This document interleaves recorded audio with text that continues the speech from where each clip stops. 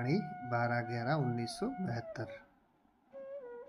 जैसे उन्हों के शरीर की कला देखने के लिए कितने लोग इच्छुक होते हैं, आपकी बुद्धि की कला, अलौकिक कर्म की कला देखने के लिए सारे विश्व की आत्माएं इच्छुक बनकर आएंगी। तो क्या अब यह कला नहीं दिखाएंगे? जैसे वह लोग शरीर के कोई भी अंग को जैसे चाहे, जहाँ चाहे, जितना समय चाहे कर सकते हैं। यही तो कला है। आप सभी भी बुद्धि को जब चाहो, जितना चाहो, जहाँ स्थित करना चाहो वहाँ स्थित नहीं कर सकते हो।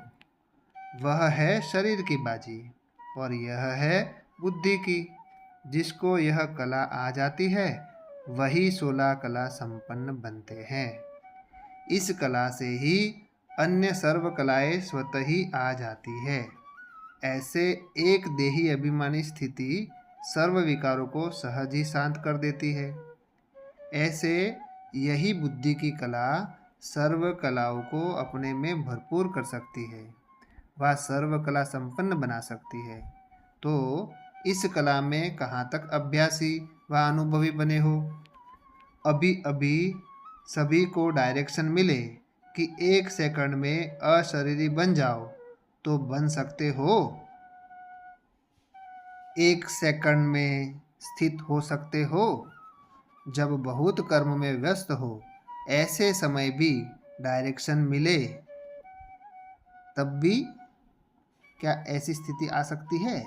जैसे जब युद्ध प्रारंभ होता है तो अचानक ऑर्डर निकलते हैं, अभी अभी सभी घर छोड़ बाहर चले जाओ। फिर क्या करना पड़ता है? जरूर करना पड़े तो बाप दादा भी अचानक डायरेक्शन दे कि इस शरीर रूपी घर को छोड़, इस देह अभिमान की स्थिति को छोड़ देही अभिमानी बन जाओ, इस दुनिया से परे अपने स्वीट होम में चले जाओ, तो कर सकेंगे? युद्ध स्थल में रुक तो नहीं जावेंगे? युद्ध करते करते ही समय तो नहीं बिता देंगे कि जावे न जावे, जाना ठीक होगा या नहीं होगा, यह ले जावे व छोड़ जावे, इस सोच में समय गंवा देते हैं। ऐसे ही अशरीरी बनने में अगर युद्ध करने में ही समय लग गया तो अंतिम पेपर में मार्क्स व डिवीजन कौन सा आवेगा? अगर युद्ध करते करते रह गए तो क्या फर्स्ट डिवीजन में आवेंगे? ऐसे उपराम एवर रेडी बने हो? सर्विस करते और ही स्थिति शक्तिशाली हो जाती है, क्योंकि आपकी श्रेष्ठ स्थिति ही समय की परिस्थितियों को परिवर्तन में लाएंगी। 12/11/1972। बाबा ने कितनी सुंदर बात कही। बाबा ने कहा जैसे दुनिया के लोग, जैसे हम सर्कस देखने जाते हैं तो वो लोग शरीर को कैसे मोल्ड करते हैं, जब चाहे जैसे चाहे अपने शरीर को मोल्ड कर देते हैं। तो वो है, बाबा कहते हैं, शरीर की कला। और बेहद के बच्चों की कला है बुद्धि की कला। बुद्धि की कला क्या है? बाबा ने कहा जब चाहो, जिस समय चाहो, जिस स्थिति में चाहो, जितने समय चाहो अपनी मन बुद्धि को एक जगह पे लगा सकते हो। बाबा बोलते हैं ये चेक करो। और ये कला बाबा कहते हैं जिसको आ गई वो 16 कला संपूर्ण बन सकता है। 16 कला संपूर्ण बनने की ये विधि है। बाबा ने कहा जब चाहो, जिस समय चाहो, जैसी परिस्थिति में हो, उसी समय आप 1 सेकंड में क्या अपने परम धाम में जाकर के टिक सकते हो? अगर ऐसा होता है तो आप बहुत पावरफुल आत्मा हो।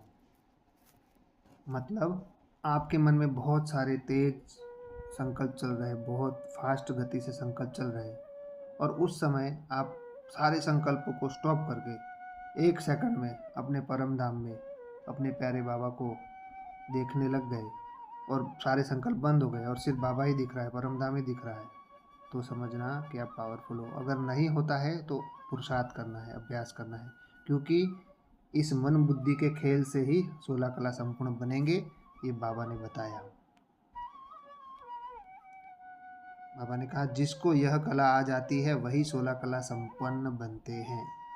और यह कला आ गई, मन बुद्धि को एकाग्र करने की कला आ गई, तो बाबा कहते हैं कि सारी कलाएं स्वतः ही आ जाती है। तो ऐसे ही देही अभिमानी स्थिति सर्व विकारों को जैसे सहज शांत कर देती है, वैसे ही यह मन बुद्धि की जो ड्रिल है, ये मन बुद्धि को जो एक जगह टिकाने की जो कला है, वो आपको अपने में भरपूर कर सकती है, ये बाबा ने कहा। फिर आगे बाबा ने कहा कि यही आपको सर्व कला से संपन्न बना सकती है। तो आप इस कला में कहाँ तक के अनुभवी बने हो? हाँ, बाबा पूछ रहे हैं इस कला में कहाँ तक के अनुभवी बने हो? बाबा कहे कि अभी अभी अगर डायरेक्शन मिले कि 1 सेकंड में अशरीरी बन जाओ तो बन सकते हैं। ये बाबा कहते हैं चेक करो। बाबा कहते हैं कि जब बहुत सारा काम आपके पास हो, बहुत आप व्यस्त हो, बिजी हो, पूरा दिन आपका बिजी है, उस समय अगर डायरेक्शन मिले तब भी अगर आप कर सकते हो, ये भी बाबा कहते हैं चेक करो। जैसे बाबा ने युद्ध के लिए कहा कि जैसे हद का युद्ध होता है बाहर में, तो जब गवर्नमेंट की तरफ से डायरेक्शन आता है कि अभी अभी घर छोड़ो, अभी अभी बाहर चले जाओ, फिर क्या करना पड़ता है? जाना ही पड़ता है। तो बाप दादा क्या है? बेहद की गवर्नमेंट है। तो जब बाप दादा भी अचानक कहेंगे कि अभी 1 सेकंड में इस शरीर रूपी घर को छोड़ दो, माना इस शरीर से उपराम हो जाओ, अशरीरी हो जाओ, देही अभिमानी बन जाओ, इस दुनिया से परे स्वीट होम में चले जाओ, बाबा को परमधाम में देखते रहो, एकदम से 1 सेकंड में इस शरीर से, इस संकल्पों से एकदम परे हो जाओ, तो बाबा कहते कि ऐसा कर सकते हैं? ऐसा कर सकोगे? तो फिर बाबा ने को बोला कि युद्ध स्थल में रुक तो नहीं जाओगे? हाँ, जैसे मान लो कि संकल्पों की लड़ाई तो नहीं लड़ते रहोगे? तो बाबा कहते हैं कि युद्ध करते करते ही समय तो नहीं बिता दोगे। हद के युद्ध में बाहर वालों को जब डायरेक्शन मिलता है तो वो सोचते हैं कि वहाँ डायरेक्शन तो मिला है, पर अपना घर छोड़ के जाऊँ कि ना जाऊँ, माना ये जो हद का घर है छोड़ के जाऊँ कि ना जाऊँ, या चीज़ ले जाऊँ कि न ले जाऊँ, इसी सोच में समय गवा देते हैं। तो क्या हो जाता है, फिर अंत में फेल हो जाते हैं। तो ऐसे ही बाबा कहते हैं कि जब आपको अशरीरी बनने का डायरेक्शन मिल जाए तो क्या आप 1 सेकंड में अशरीरी बन सकते हो? 1 सेकंड में परमधाम में टिक सकते हो? उसमें भी युद्ध तो नहीं करने लग जाते, मतलब कुछ संकल्प तो नहीं चलते हैं, ऐसा बाबा कह रहे हैं। बाबा कहते हैं कि अगर ऐसे ही युद्ध करते रहेंगे तो अंतिम पेपर जो है उसमें कौन से डिवीज़न में जाओगे? बाबा पूछ रहे हैं कि अगर ऐसे युद्ध करेंगे तो कौन से डिवीज़न में जाओ? क्या फर्स्ट डिवीज़न में आप आओगे? ऐसे लड़ते लड़ते मानसिक स्थिति अगर ऐसी संकल्पों से लड़ते रहे तो फर्स्ट डिवीज़न में आओगे? नहीं आओगे। ऐसे उपराम और एवर रेडी बने हो? बाबा पूछ रहे हैं। सर्विस करते और ही स्थिति शक्तिशाली हो जाती है, क्योंकि आपकी स्थिति ही इस समय की परिस्थितियों को परिवर्तन में लावेगी। तो हमें ये पूरा दिन ये बार बार अभ्यास करना है कि मैं 1 सेकंड में जब चाहूँ, जिस स्थिति में चाहूँ, जहाँ चाहूँ, जितने समय चाहूँ, मैं आत्मा जहाँ चाहूँ वहाँ मन बुद्धि को लगा सकता हूँ या लगा सकती हूँ, चेक करना है। और ज़्यादातर तो अपने स्वीट होम परमधाम में बाबा को देखते रहना है बस।